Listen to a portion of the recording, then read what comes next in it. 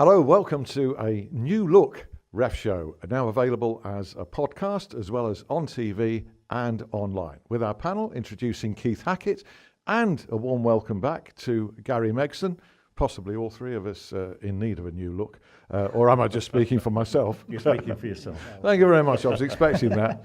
Let's start at the top, and let's start at Wembley with the big incident of the weekend. It's the most discussed. The EFL Cup final, won by Manchester United by 3-2. Exciting game. I think we should acknowledge that. Andre Mariner in the middle, but we're talking about what happened at 0-0, aren't we, Keith, really?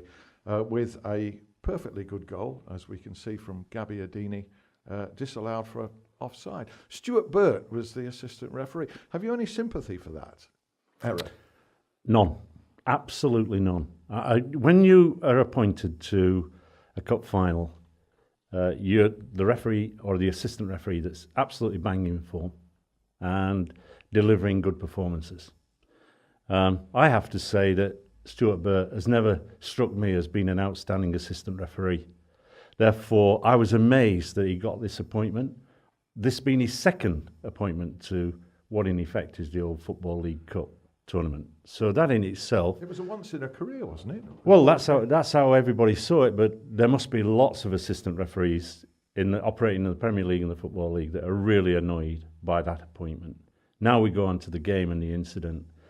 We spend ages out on the field of play training assistant referees with the scenario of wait and see. No, what he does is he sees a player in an offside position, the flag goes straight up, and of course, he's not active, he's not interfering with his opponent. The guy who scored was onside. Any goal at Wembley or in any game is critical. The first goal sets the scene. I mean, I'm not a tactician, I just know that by the number of games I've officiated. Gary's nodding This was a massive, massive error. How did you see it, Gary? Same? Or? It's interesting to hear an ex-referee talk about an official like that. You know, it's quite not strong. I don't mean that in a nasty way, but it's like it's an honest opinion. And usually, you circle the wagons, and that's never heard. I've never heard it like that. But you know, people do make mistakes.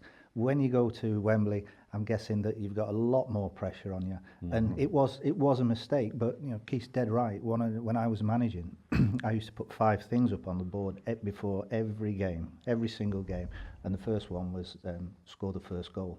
Once you've done that, it changes everything, and it is, you know, however many goals there are in a game, the most important one is that first goal. And if you look, most teams that score that first goal don't lose the game. We all make mistakes. How is that guy going to be feeling now?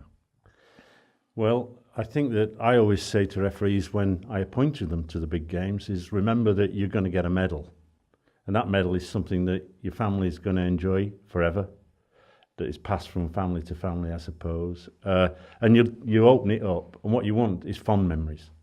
You don't want, oops, that's one where I've made such an error. Now, put it the other side, yeah. So, you know, those are the things that that's what we aim for as match officials, to get the big games, to get the due reward from them. Great game, as we said. A real star, Ibrahimovic. There's no two ways about it. He's a class act. And 5 goals, but as you say, and it went against a small team, as it did in the Premier League. This was Chelsea's victory over Swansea, which was quite finely balanced at one stage, finished 3-1. Neil Swarbrick, the referee.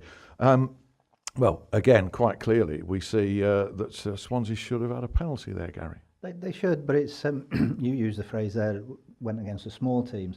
And when I took West Brom up, we got promoted, and there were things that were happening that, like, you think, hang on, it doesn't seem to go the same way. And I made a video and wrote into the league, and all I put is this normal? And then they sent me something back saying it looks as if, like, you know, I can't remember exactly the wording, but things have gone against them. But I think sometimes I don't think people do it consciously. No. But it's a lot easier to give things against a West Brom that's just got promoted, or a Swansea at Chelsea, that kind of thing, then you know, and I'm not saying people do it on purpose, because I'm sure they don't, but it's a lot easier. I once had a penalty with 0-0 at Bolton against Manchester United, and a penalty was given against us, and it was a ridiculous penalty. And the referee came out with, well, it looked like he was going to trip him up. Like, well, he didn't. And I accept people make mistakes, but it was a thing that I'm sure it wouldn't have happened the other way. This was Azpilicueta's handball, in that game. Not questioning the integrity of officials, as Gary said there, Keith, at all. No. I think the expectation, Alan, we went to professional referees in year 2000 in the hope that referees would improve. And I think generally we have seen a level of fitness that's terrific. Sometimes referees don't use that fitness. Neil Swarbrick, I think, is having generally a good season, but this is a handball that he should have seen. And it's about positioning and movement. And I think sometimes the referees get into that penalty area and then stand still. And as a result, players are moving, and you don't know what view's open to him. But on this one, I wouldn't have any hesitation that if Neil had seen it, he would have given it.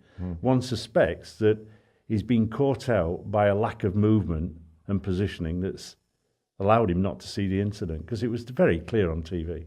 Moving on, we thought we'd said farewell, a fond farewell as well, to Mark Clattenburg, going to become head of referees in Saudi Arabia. But hey presto, he reappears in the Premier League, and we're told he will be featuring for the rest of the season. So he handled West Brom 2, Bournemouth 1.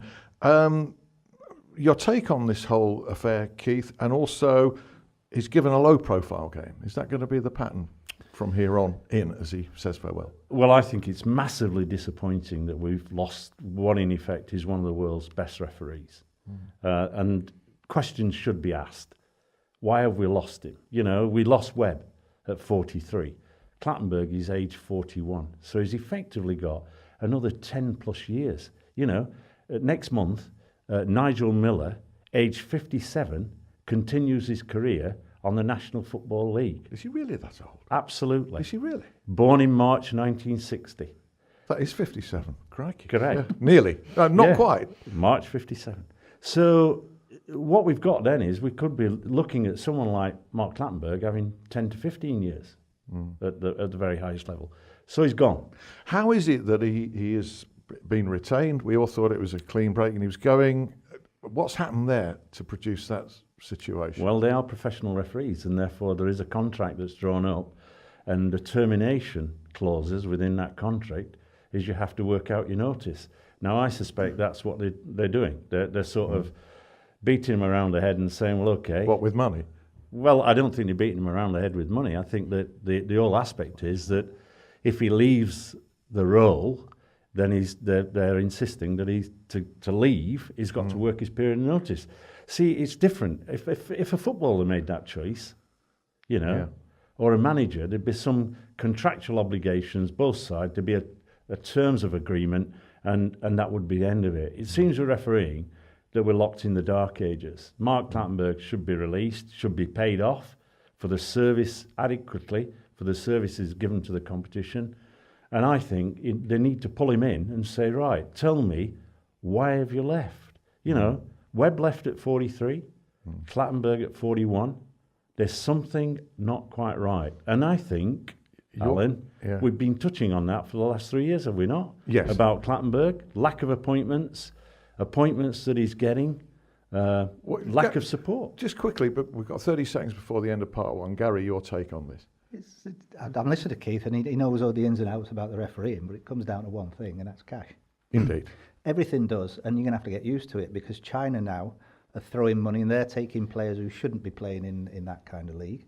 And it's just something that we're either going to have to accept that it happens and our best referees get dragged somewhere else, or we're going to have to pay them the same amount of money that they can get elsewhere. It's competitive. It's a transfer market for referees, as we've said on youaretheref.com. That brings us to the end of the first half. No stoppage time, but there will be in the second period, which is slightly longer.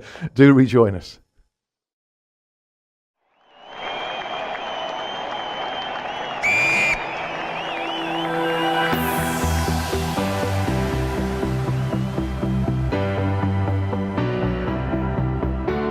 You see, with soccer, everyone's the expert.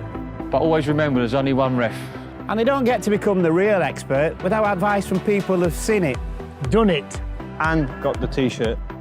from Little League to the Premier League, from the Cowfield to Anfield. Soccer referees need to be at their best. And that's what You Are the Ref is about. Take a look at our website for exclusive content from our team of highly experienced former match officials. Don't be an armchair expert.